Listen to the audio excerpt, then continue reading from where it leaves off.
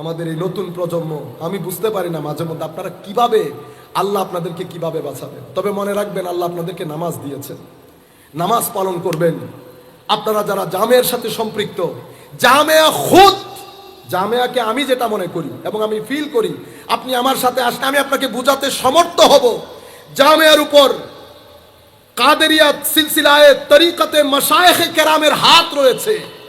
তো যেখানে মাশায়েখে কেরামের হাত রাখে, তো মাশায়েখে কেরামের হাতের উপর দস্তে নবুবত আছে, দস্তে মুহাম্মদুর রাসূলুল্লাহ সাল্লাল্লাহু আলাইহি ওয়াসাল্লামের হাত আছে। আপনারা যদি মনে করেন যে কার সুহবতে বসবো, ঘরের মধ্যে কোরআনে পাক আছে, কোরআন নিয়ে বসেন, কোরআনেরও একটা সুহবত আছে, কোরআনেরও একটা সুহবত আছে। এরপরে আপনি ছেলে সন্তান নিয়ে বৃহস্পতিবার শুক্রবার জামিয়ার এমনিতে চৌহর দিতে ঘুরেন, অথবা আপনি যেই দরবারের সাথে সম্পৃক্ত সেই দরবারে যান। আহলে সুন্নাত ওয়াল জামাতের সমস্ত দরবার আমাদের মাথার উপর, প্রত্যেকেই মিলে একটা ইউনিট, প্রত্যেকেই মিলে একটা ইউনিট।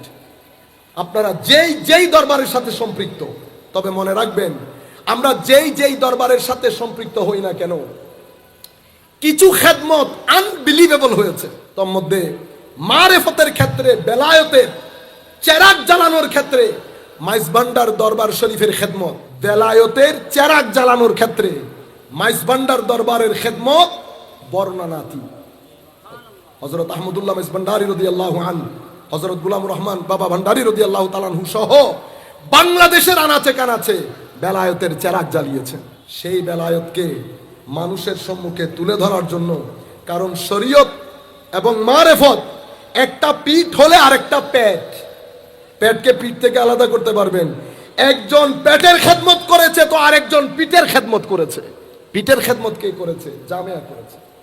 সুতরাং আপনারা যেই যেই দরবারেরই হন না কেন, প্রত্যেকের দরবারে যান, কিন্তু কিছু জায়গাকে আপনারা অবশ্যই সম্মান জানাবেন।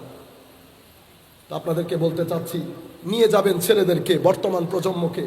আপনারা জানেনও না, নতুন প্রজন্ম একদিকে অশ্লীলতার জোয়ার, একদিকে দুনিয়াদারির জোয়ার, একদিকে শতধা বিভক্তি উম্মতে মুসলিমার মধ্যে, শতধা বিভক্তি, অন্যদিকে আমাদের খুদ আহলে সুন্নাত ওয়াল জামাতের মধ্যে আমরা একজনের চেহারা একজন দেখি।